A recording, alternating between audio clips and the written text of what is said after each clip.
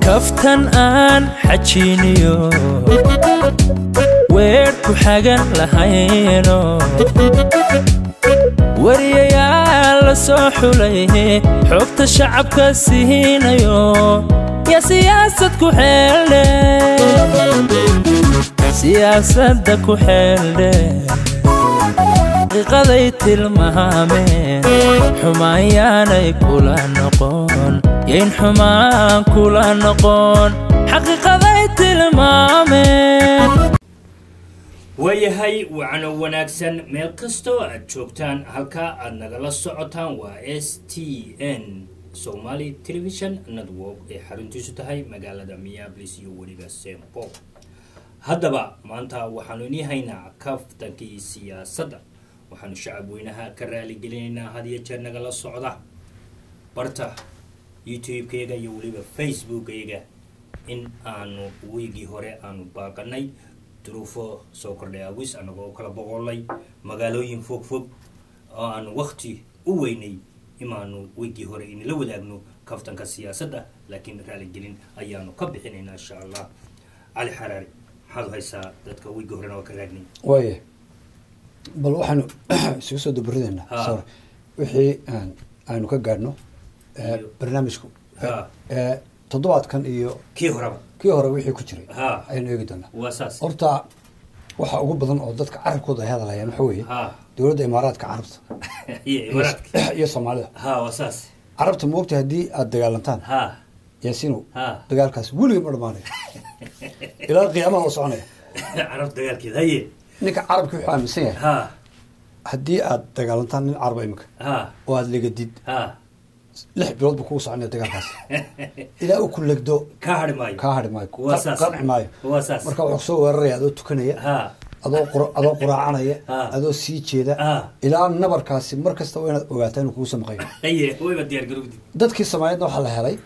oo carabtii ay heleen inay yihiin dad kala qoqobanoo qolba dhinac ay loo kala saari karayo marka inay ragna kasban karayaan ragna aan kasban karayn haye waxaan eegi doonaa ka bilaabi doonaa marka ugu horeysa wasiir dawlihii arrimaha dibadda ee waddanka Imaaraadka Carabta warkaasi inkastoo de hore loo hayay haddana mar kale aynu dadka ugu celin doonaa si ay u fahmaan ayaa sheegay inuu aaminsan yahay midnimada Soomaaliya Soomaaliyana ay mid tahay dowladda federaalkuna ay tahay dowladda kuwii ka horreeyay ee Xasan Sheikh iyo kuwa ay heshiiska la gashay dekada Berbera Soomaaliland oo muddo oran jirtay oo dadkeeda u sheegi jirtay in iyadu ay tahay cid la gashay heshiiska Imaaraadka wasaas warka siyaasiyiinta Soomaaliland ay u sheegi jireen shacabkooda waa beenooday waa been ardaas shacabkina mumkin reality xaqiiqdii bay gaareen in siyaasiyiintoodu ay been sheegeen wasaas inaanay warqad saxiix kareen ilaa loo soo maro federaalka oo ay marka doonaan ku shitaan way systemka adduunyada u shaqeyso wasaas cidna lama colaadinayo cidna lama cusuranayo laakiin waxa la eegayaa يا قرمة المدوبي حبنكا يا لا قوسية هاي وعدة لايسنك وين هاي ستا وحي كلا كواسي هوستريا كواسي هذه هي لا أمي سياسة كلا الدول هذا واساسي قرقاش نكلا لا أي نورت مركو هردتك أصارنا سواء في عربي كوهاد ليا وحا أويري إن أي سلات هاي إنكلا tababarayay ku dhawaad 10 milyan oo dollar lacag gaaraysa oo loogu talagalay ciidamada Soomaaliyeed ay saarnayd oo aad qaadato go'aan noocaas ah kadibna aad tiraahdo arinta waxaanu ku xalinaynaa si hoose iyo qoral xiran maya sidaasi hawsha kuma dhamaanayso waa in ay arintu cadaataa وبعدين تقول أنا بحل الأمور في الغرف المغلقة لا تتم الأمور بهذه الصورة لكن ما أفهمه منك الآن سيد الوزير أن لكن waxaan ka fahmayaa mudan wasiir arinta maalgashiga Imaaraadka ee Soomaaliland iyo dekada Berbera inay ku hirgashay isafgarad dhankiina iyo dawladda Muqdisho تفاهم مع الحكومة الصومالية في مقديشو تمت بتفاهمات واضحة arinta dekada Berbera waxa ay ku dhacday isfahan cad oo aanu la yeelanay dawladihii hore ee Soomaaliya isfahanadaas waxa ay ahaayeen kuwa cad waxa ayna hoos imaanayeen taageerada Soomaaliya mid ah سياسة استارك الرياء إلا قال ما هي الرياء حرام وحرية dadkii dawooyinka bay ka joojiyeen waa ka gurteen dhakhaatiirtoodii hay'adahan halka ay noo joogto wada waraya dabeeto dadka aan ku sheegay imika ku dhawaad 600 oo qof waa dayacayn dadkaas meel allaali meel jaani cilibna marka ninka maalintaad liidatid ama bukaankaaga dhaafaya ma garanayo waxa loo daba socdo loo leeyahay walaalayna waayahay xerada ay ku tababari jireen askarta ilaa 400 oo nin oo ciidana oo iyagu ay fangarayn jireen ama ay dhaqaalaha siin jireen way ka baxeen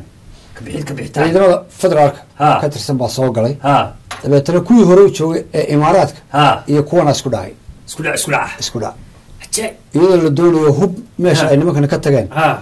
in la bilaqaysto war cajaayibsana anaga waayo Soomaaliya askariga xitaa la bisani wadanidu ka dheeray kan hadlaya ee wadanka siyaasigina wadanidu ka dheeray marka nin walba wuxuu doonayaa inuu qayb wadanka hantidiisa ka mid ama dhaqaale ka mid inuu hadlo war ilaa anaga ilaa haddii la ku halkaas ayaa carabtii maraysaa wasaasi markii Soomaaliland aragtay hadaba in arinta ku jiifto ay cajalad kale oo siyaasadeed saartay oo ruwaayada hore ku jira ay hadana saartay mid cusub waxay sheegeen in dowladda Soomaaliland 12 nin oo Imaaraati ay madaxweyne Muuse Biixi la fadhiisteen oo ay buriyeen hadalkii qarqaash wasiir dowlihi waxay yiraahdeen hadalkaas annaga ka daba tagayno markaan wadanka ku noqono ayaanu soo saarayna qoraal sheegaya in haba yaraatee hadalkaas aanu jirin oo Soomaaliland aan la jirno waaye waxay kaloo sheegeen ragga u yimid sida xukuumadda ay sheegtay in Muuse iyo xukuumadda ay kala hadleen in ay dhinaca tababarada militariga iyo ciidanka ay siin doonaan waxay kala hadleen 12 ka nin in ay xoolaha Soomaaliland ay qaadan doonaan waxay kaloo sheegeen in baasaboorka Soomaaliland ay ictiraafeen inagu haddaba haddana kaftanka siyaasadda waxaan u dhaxaynaa madaxda Soomaalida iyo shacabka meel dhaxal ku jirna marka xaqiiqda dhabta iyo waxa ay saxaan ee jira ee shacabkuna aanu awood u lahayn inay gaaraan ama ogaadaan ayaan u bandhigaynaa laakiin nagu cidna kama soo horjeedno kama jirno waaye 12 qof ee u tagay madaxweyne Muuse Biixi Soomaaliland tagay wasaasi dowladda Imaaraadka Carabta kama tirsanaba خمسة وسوق الشباب لو يتبون كنن وجنعسته iyo niman saraakiil hoose ka DB World way isku shaqaystayaan nimanka waxa waday nin ganacsado weyn ilaaha weyn oo Djibouti oo Cabdiraxmaan Booro la yiraahdo oo Ismaaciil Cumar Geelle ay ka dhaxayso colaad siyaasadeed iyo mid ganacsi oo aan Djibouti agadeen kareen ma dhigan karo marka Djibouti nimankan isaga soo kaxeeyay waana la xidhiidho gabar buu ka qaba Imaaraatiga marka arrimaha ganacsiga iyo xoolaha sida u iibsan lahaayeen ay u yimaadeen halka u yimaadeen laakiin arrin siyaasadeed uma iman arrin siyaasadeed dawladda ma aha qofka soo fadhiisanaysan isla dhiir garanaysan warninka la fadhiistay ma culima arrimaha diinta ka hadlaysa ma dawlad ba sidii laba dawlad ba loo hadlaysa ma ganacsato maalgashi wada sida DB World wana wixii u sheegtaa xaqiiqda dhabta dadkan xukuumadda kama tirsan waaye ina boore haddii la sheego Soomaaliland sheegto inuu Hargeysa mid uu wafdi aan ka soo wato Djibouti iyo Soomaaliland ayaa mariyo dhigla kala furanay dagaal baa ka bilaabmaya walaati waxmed beegalisa si ninka loo qariyo 12 kan nin lama sawirinba sawirka laga qaadin wasoo laabtay waaye waxaanu kala saaraynaa xukuumadaha ganacsatada culimada iyo shirkadaha heshiisyada lala galo in aanay ahayn mar kasta inaad dowladda hadda Soomaaliland nin bay heshiis la gashay DB World ninka xukuma dee waa shirkad haddana markaad dhegeysatid waxay ku leeyihin dowladda Imaaraadka Carabta waxaanu kala seexanay dowladda Imaaraadka Carabta waxaanu yeelnay marka dee dowladda Imaaraadka Carabta maaha shirka ugu badan Ingiriis baa lacagta ugu badan shirkadan Ingiriis baa ninka la qarqaash waa wasiir dowlaha arrimaha dibadda ninkaas waa dowladii buu ka tusay haddii uu ku maago iyo hadduu ku amaanaba waa dowladii waa xukuumadii uu ka hadlayay shirkad kamid ah shirkadaha dowladaha ee Imaaraadka wasaasi ayaa applicationka u furtay ama araajida in Soomaaliland baasaboorkooda la siiyo visa siyaare visaas waxay ka yimid dowladda Imaaraadkuna waxay joojisay ciqaamadihii ay siin jirtay Soomaali weyn oo dhan dowladda Imaaraadka joojisay kuwana shirkad dowladaha ayaa diil la gashay in ay viisayaal dadka kusoo geliso diyaaradooduna ay soo qaado somaliland okay visa ziyaara muxuu yahay marka visa ziyaara muxuu yahay iyo iqaamad labadaas maxay kala yihiin iqaamadu waa deganaansho waa green card oo kale oo haddii 5 sano ay kaa dhacdo ama 10 sano ay ahaato aad cusboonaysanaysid marka wadankii waxbaad ka dhaqan kartaa waad degi kartaa waad degtaan visa ziyaara aan waxaan u bixiyaa visa ziyaaraha nin shaxaad tagaya qaata waa 90 days 9 maalmood waa gacanta ragga soo marsi waa gacan maris marka tagaysa imaaraadka iyo xanuun yaro qabsin iyo qof laga qalayo xogaa yar qabsin ayaad qofkii degdeg u qaadsayo waa 9 days oo soo celinaysa marka markii hore ka soo celinaysa marka kuma faani kartid abaalna ma aha dowladda imaaraadka carabta ayaa Somaliland u ogolaatay visa ziyaara ma aha wax la sheegi karo ma dowladda imaaraadku waa inay dadka reer Somaliland iyo waxay doonayaan bah noqdaan dadka waa inay tiraahdaa iqaamadaan siinayna wadanka ku soo gali kara kana bixi kara warka rasmiga waa ka warkaas warkaasna waxba kama jiraan waxba kama jiraan waayahay laakiin iqaamadaha Soomaaliyeynta lama siin doono ilaa carqaladan ay dhinacu dhacdo waa wareer arrinkaasina halka kadbu gali ayuu galiyay waayahay arrimaha markaan eegno mucaaradka Somaliland markii arrimihii fashilmeen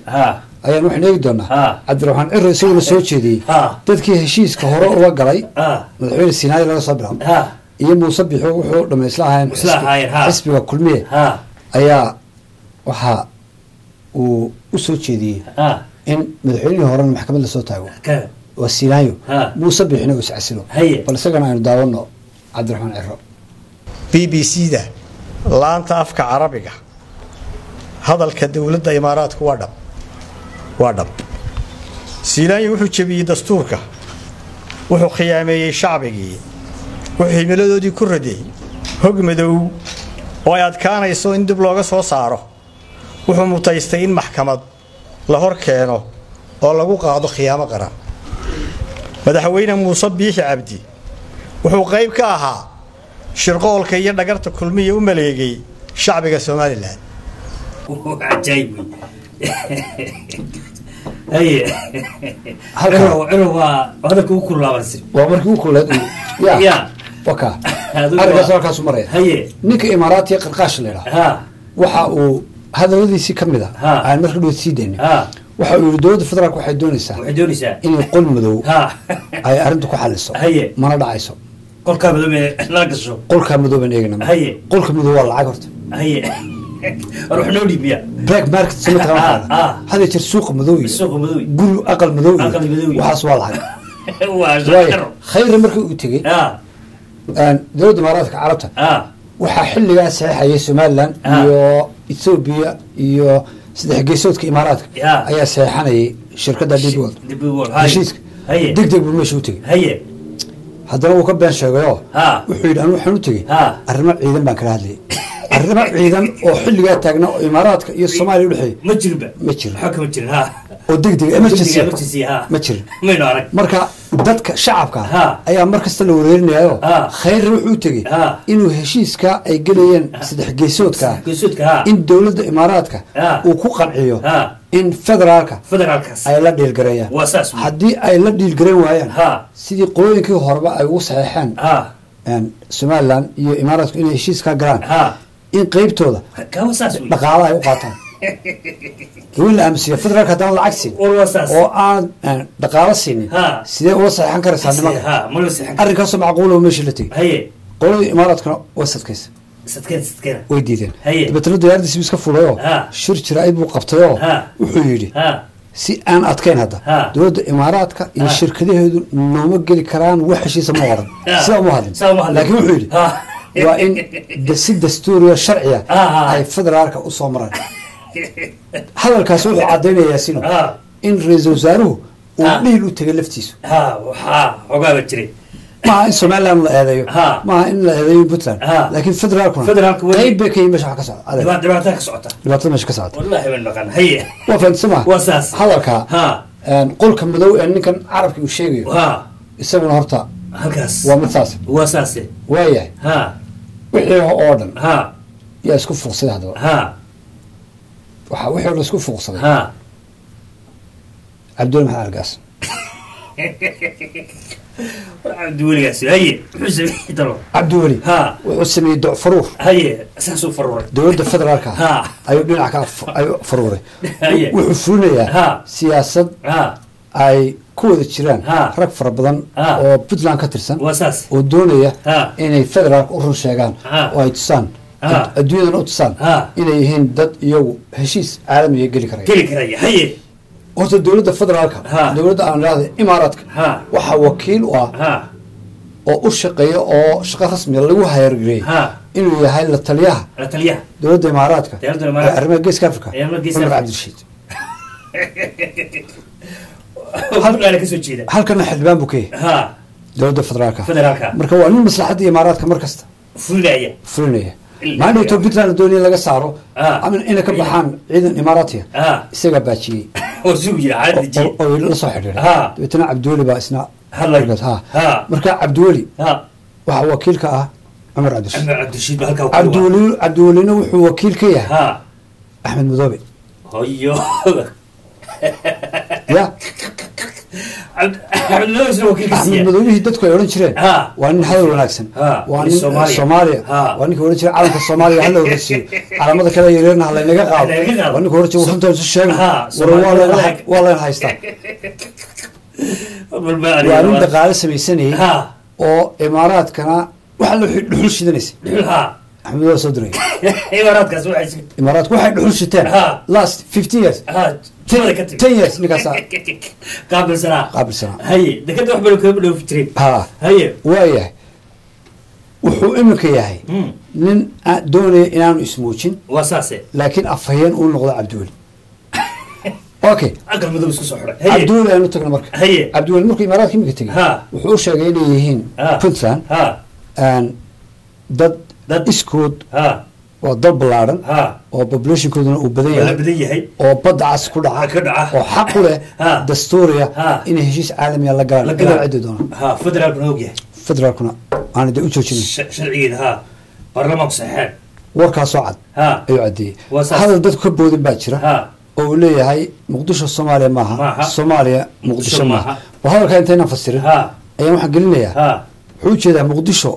soomaaliya maaha soomaaliya kamaba tirsano maaha macnaheedu laakiin wuxuu ujeedaa soomaaliya muqdisho qura maaha soomaaliyana muqdisho maaha wuxuu ujeedaa mucaawino iyo dhaqaale iyo wax walba muqdisho baa la geeyaay dee muqdisho keliya soomaaliya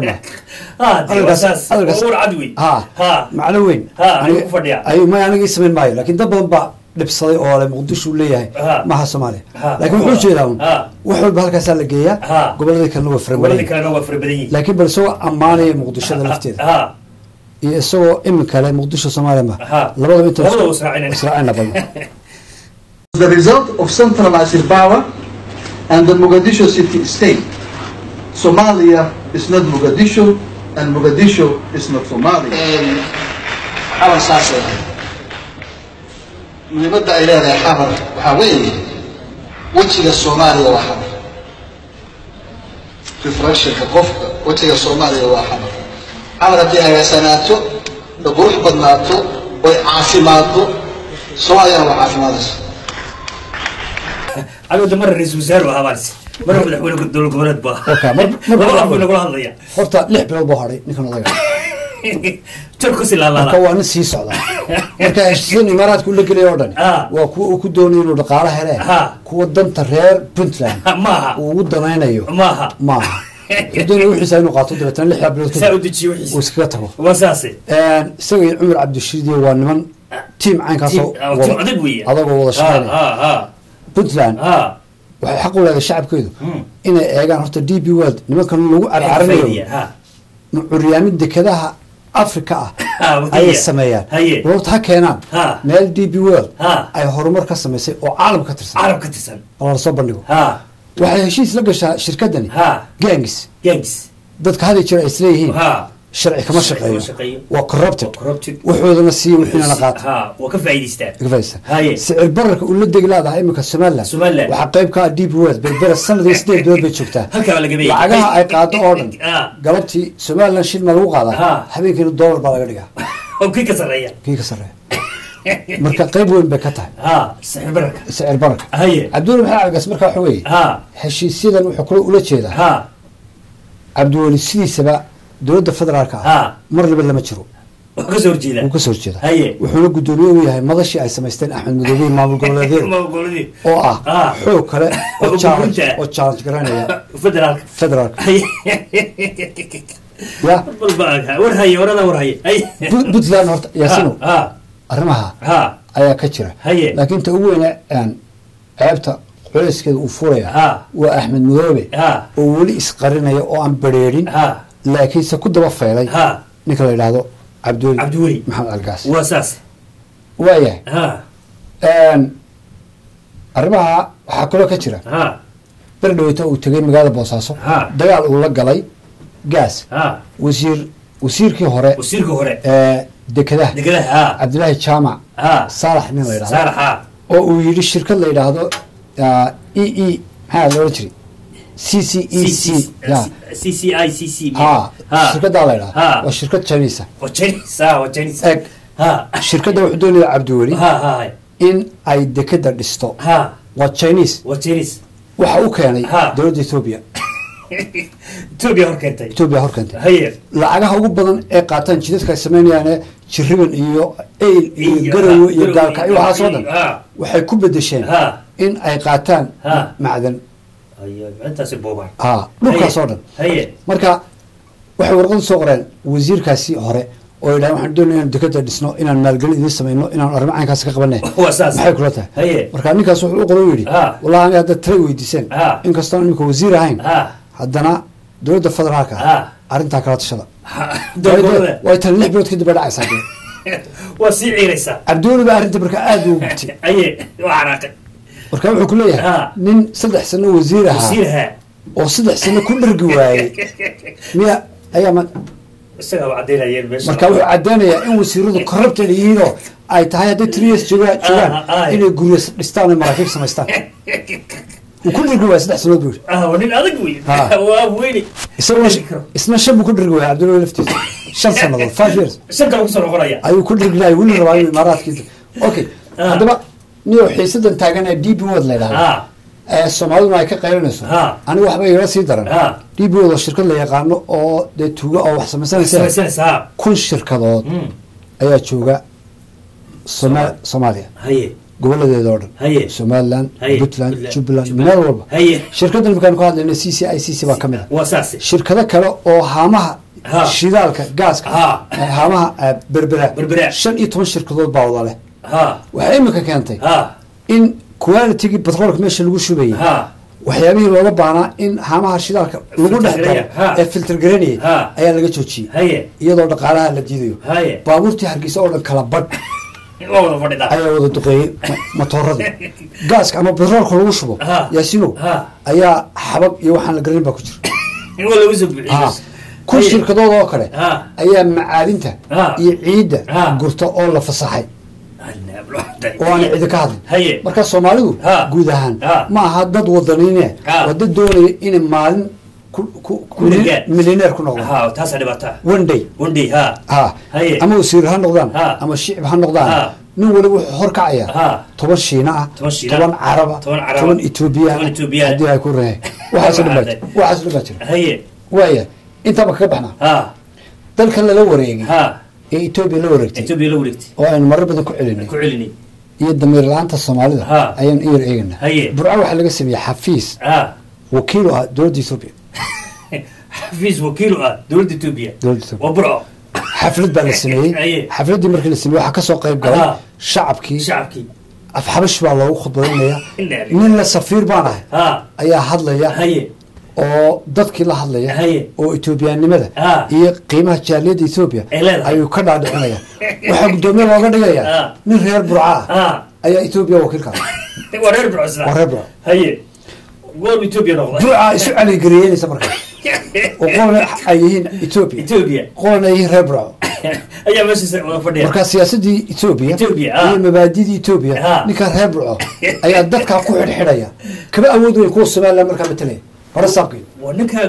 community haysta ninka ugu awood ninka ugu badan way maayarku xidhayaa governorku xidhayaa wuxuu doonu ka diiday ha aday wax ka soo waxa dhibaatada haday war Soomaaliya wala baaba marka ninka xabashigi sidoo doonu soconaya haye naciimo qorane iyo xabsigii bay ku abaadayo iyadoo gabadha ayaa Soomaaliland garan laaday gabadha ciqaabtay ma soo qaadanay iska siday war idinku maalin walba idinka shir jiray qabtay wax doontaan ku hadashaan ee qaar yiraahdaan Soomaaliya noo timaado farmaajo nala wareego isma xidhaane gabadha ku taagtaagsanina gabadha iska siday intaan way garan laaday xabashida calaamadeedana way lulaysaa burco laga taagaya dabeetana populationka Ethiopia ayaa kontak sano ee soo socda la wareegiyo waxay noqon doontaa Hargeysa iyo Burco iyo Puntland iyo meel kasta in afka xabashiga lagaga hadlo ama Tigreega wala qad ku Tigreega intuu sii joogay ma garanaya ka xabashiga iska dhamaarka in lagu sii hadlo ay noqon doontaa wasaas talada ummadda Soomaaliyeed ee siyaasiyiintu u horseedayaan iyana waa taa waxaan ka ciyaarta waxaan ku tusiyaa iyo dabaaldega Ethiopia iyo xafladda iyo saameynta ku yeelanaysa dadka Soomaaliyeed gobolka Towdheer ayaa si wada jir xariga uga jaray xafiis cusub oo ay jaaliyada Ethiopia ee ku dhaqan gobolka Towdheer ku yeelan doonto magaalada Tambur ee xarunta gobolka Towdheer waxaana ugu horeyntii halkaasi ka hadlay gudoomiyaha gobolka Towdheer iyo sidoo kale gudoomiyaha jaaliyada Ethiopia ee gobolka Towdheer iyagoona u mahad celiyay dawladda Ethiopia annaguna ka gobol ahaan maaragtay waxaan ku dadaalaynaa ama soo dhaweynaynaa inaan ula macaamilo jaaliyada Ethiopia ee gobolka Towdheer joogta macaamil wanaagsan walaaltinimo saaxiibtinimo oo kala shaqeyn doona dhinacyada ganacsiga isdhexgalka bulshada isu socodka iyo safarka iyo waxyaabihii kale ee maaragtay la soo dirsa ee xaaladda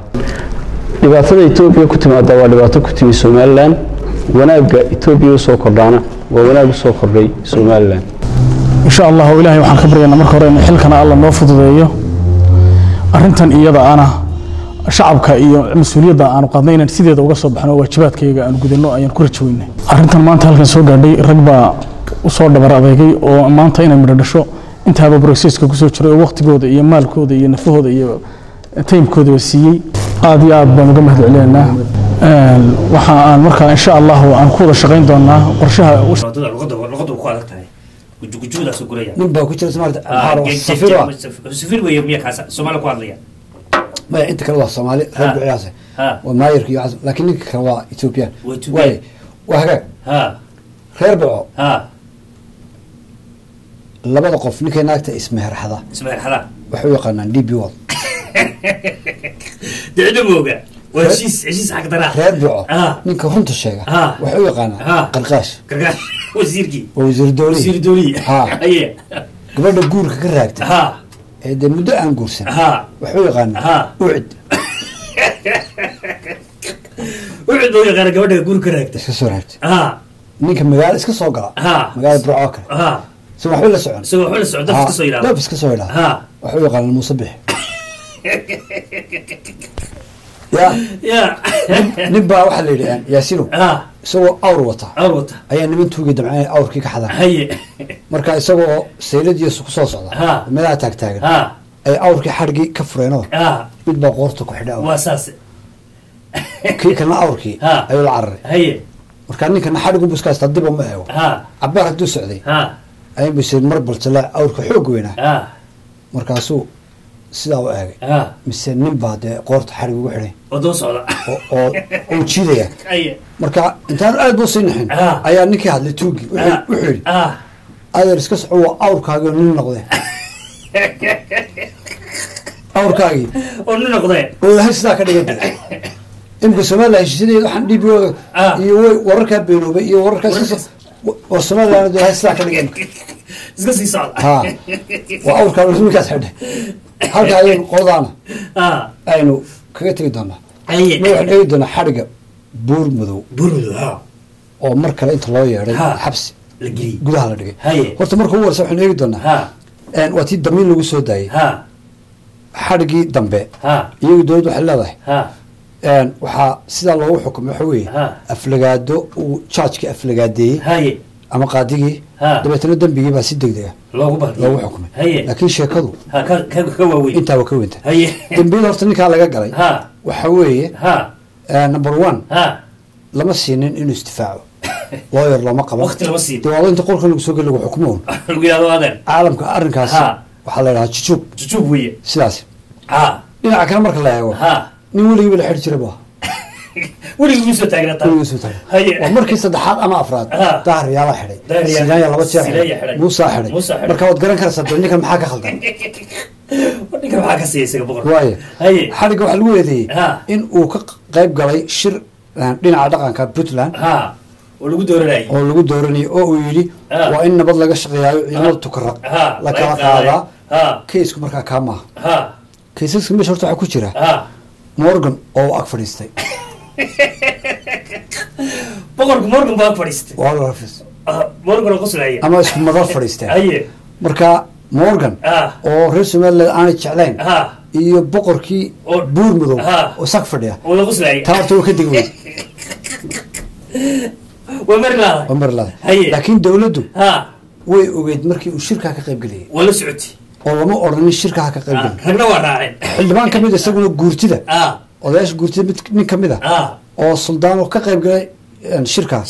shaqadii baa laga joojiyey suspend waa laga kala tuuray shaqadii waa laga joojiyey salaaman gaab baa isagan haysta sidee uga qayb gashay shirkaas waayahay buur madoobe xabsiga ayaa la geeyey waxaana lagu xukumay 5 sannadood oo xariga 5 sannadood markaa way badantay muuse bix intuu joogay wey soma waa termka la doorto madaxweyne meeshan maxaa ka jira ninka la yidhaahdo boqor buur madow marka ugu horeysa wuxuu ka hadlay had iyo jeer oo ku celceliyey in la gaadhay xilligii guddoomiyaha xisbiga kulmiye uu muuse bixi soo wareejin lahaa muuse bixi laba arrimood buu ka xanaaqaa guddoomiyenimada xisbiga wareeji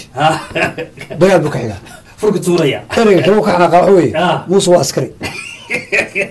ereygaana ma jeclaa dee harin mayso oo sidii samuel du liberia madaxweynaheedii ilaa intii uu meesha la dilayay waa askari un baa lalahaa matala jaamacad buu galay layidhaha jaamacadda layidhaha samuel du university uu ka baxay master buu qaatay weli askarinimada la daba jira waaya marka waxa weeye guddoominnimadii ayuu ka hadlay hadiyo jeerna shacabka isagoo aan talo gashan buur madow ayuu hadlaa isagoo idhahda shacabka anoo wakiilka reerkaygu waxay qabaan anigu waxaan soo jeedin lahaaba horta 5 sannadood anaga jujuuba ninkaa lagu xukumay isbuu difaacin qadiyaduna way ka weyntay qadiyadda puntland ee fadhiistee waa tan guddoominimada iyo siyaasadda oo uu doonaya buur madow nin beeshooda in loo dhiibo ayuu doonaya marka wuxuu leeyahay abaal horena waad ku lahayn qoladiina dambe jeegaantii marka waa dagaal jeegaanta 5 sannadood waxaa la doonaya markaa in xabsiga laga soo daayo buur madow iyadoo guddoominnimadii lagu kala baxay ciddii doonaysa hala siiyo ama ina kaahina la siiyo ama ina xaashi ha la siiyo ama muuse ha iska haystee iyadoo meel la saaray oo buur madow aanu hadlin ayuu soo baxaya buur madow isimada dhinaca dhaqanka kuwa uu shirka jira idka badan leh wey anu waxaan aaminsanahay puntland somaliland soomaaliyada kale jubbaland maamulada oo dhan salaadiinta ama isimada first generationka ee aabiye aanu garaad ahayn ama suldaan ahayn waxaan aaminsan in la xidhi karo waa lagu tuuri karaa ninka u baahan miisaan iyo culays in la saara waa ninka suldaan bin suldaana ama ugaas bin ugaasa isagu de respectigiisu leeyahay laakiin nin aabihii masalan aanu ahayn ugaasku oo meedarta aabihiina nool yahay oo aabihii aan boqor loogu yeedhin yeerkiisina boqor loogu yeedhin marka yaan laga dhigin cid aan la taataaban karin inay kuwaas yihiin waa la tataaban karaa waa la xiri karaa waa la soo taaga laakiin si quman ha loo soo taago maxkamad sidaas uma qabaan wayn istifaaca laakiin ragga hore imika haddaad u fiirsatid suldaanka guud ee somaliland hadalka uu shalay yidhaahdo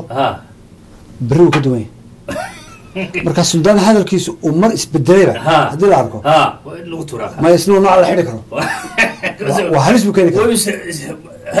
karaa muuse biixi iyo dowladda somalilan ayaa ku lug leh ceerifayn dagaalada ka socda oo dabka shidaysa oo hubka geynaysa ayuu yidhi after 2-3 days dowladdu wax shaqo ay ku leedahay beelaha okay buuggii uu qoray ninkii la odhan jiray haddii la ku riyahay maxay barwaaqo guri barwaaqo ee uu gabdhaha beesha ciidagale ku aflagaaday suldaanku soo istaagay buu buugaas adar waxa waxba kama jiraan gabdhow kribashkay naga daayay next day hadana wuu ku jiraa isagoo ku miisay oo ninkaas waa ninkiis ka daayay ma hawl buu galay ninkaas wala soo qabta marka salaadiinta laftooda waa in loola xisaabtami karaa marka ay limitki soo dhaafaan inkastoo aan leenahay hala siiyo tixgelintooda laakiin iyaguna waa inay isgartaan inaanay dowladda ka barbar hadlinte iminka qaybta puntland somaliland waa kaga fiicanta xagga isimada puntland iyo dowladdu isma barbareecaan laakiin somaliland hadduu madaxweynuhu yidhaahdo daam biyo ah baynu ka samaysana meelhebla suldaan baa urta hadli wuxuu leeyahay no way haddaan daamkaa laga samayn burco lagama samayn kara hargeysa marka laba dowlad isbarbaryaacaya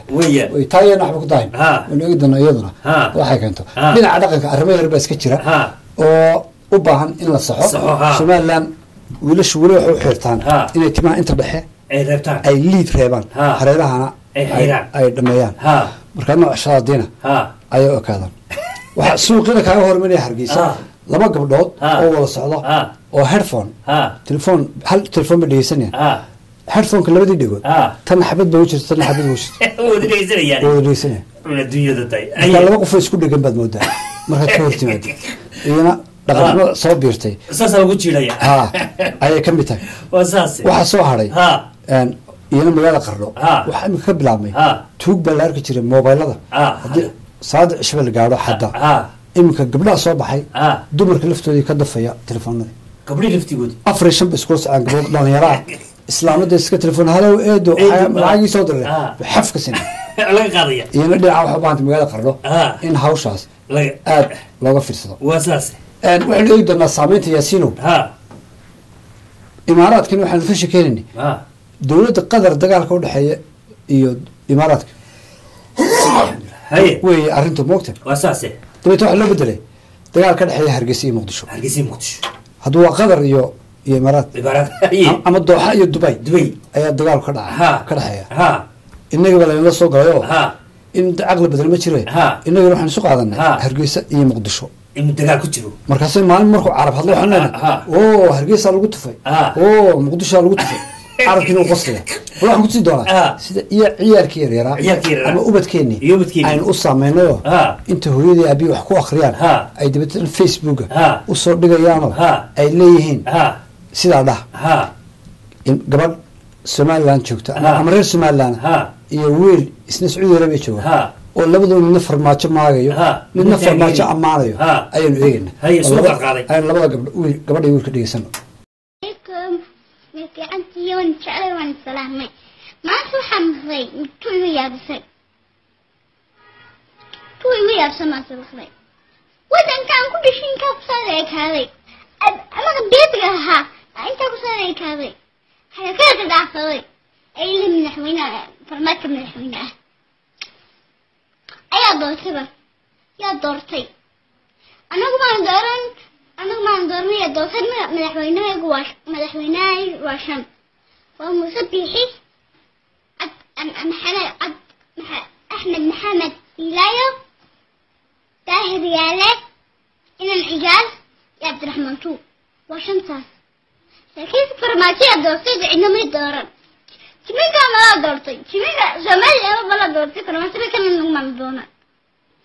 tu ka sii yaabay calankan tukaan ka sii yaabay calankan meelwalba suran midasiday suran gurigayga suran oo meelwalba suran baa laleeyahay calanka bluug gabadheed ana waxaasa khalaas calankan saddex koobu ka kooban yahay waa akhtar waa cadaan waa khalaas waan xanaaqay calankan ana ويجيب وجهي يسوي يقول فنانة وأنا شعري وعام كيكي خلاص أنا من حناقي فرماتشو له فرماتشو يا شو ده مصير أنا فرماتشو أنا كمان مدورة ما كمان قسم ما بقدرت أنا كمان مدورة أنا كمان مدورة فوت كل شيء أنا كمان مدورة أنا كان بلوغ أنا قمرهم أنا كان بلوغ أنا قمرهم ست أصلا وخدم كلهم لين قرين سباني تشيني كوري أنا ريان جامعة فيديو يا مكانك ريان جامعة سعودي عربية كل شيء حلوين رئيس الصومالية صوماليا يتوصل توصل يسوي صدايه هبكي سبب كرايه كاجي روالينه صوماليا همواتو فرماجو همواتو مدحوينا همواتو صوماليا همي دبدو هاي سواعدو madaxweyneniyo magacaaga jiro ha joogo soomaaliyay toosooisudisabaye habakiisagasaagalaye taageero weligiine soomaaliya ha noolaato farmaajo ha noolaato madaxweynaha ha noolaato soomaaliya ha midoobto ay suraacdo madaxweyneniyo magacaaga ha jiro ha joogo dagaal adag baa ka dhacay ya wiilka iyo gabadhaasi waa dad walaala waa ciyaal yaryar waa ilmo yaryar waxaad inay qur-aanka baraan inay iskuulka yidhaahdaan waxbarashada ku ekaada ilaa ay waxba kama gelinba iyaga somaliland iyo soomaaliya iyo farmaajo iyo silaayi waxaas waxa weeye waalidiin baa samaynaysa anu waxaan u arkaa waalidku ilmihiisa wuxuu doonaya ka dhaadhiciya dee innaga inoo soo bandhiga maaha inagu ama muuse bixi ilmi yara maagayo ama uu farmaajo maagayo ama waxmadoobe maagayo waxay keenaysaa khaladaad iyo siyaasadii oo la doonaya in meel walba la geliyo waayahay ummadda beenta loo sheego ayaanu iyadana eegayna dowladda soomaaliyeed ee federaalku waa dowladdii soomaaliyeed ee ka diiwaan gashan qaramada midoobay nin waliba waa ogyahay nin kastoo soomaaliya wuxuu jecel yahay in dowladdu ay hagaagto oo ay cayaheeda ku istaagto oo soomaaliya sideedii hore ay noqoto waalnimadii midnimadii loo dhaqaaqo nin soomaaliya aan jeclayn ma jiro ninka mucaaradka xitaa waa wadani waa nin wadankiisiila oo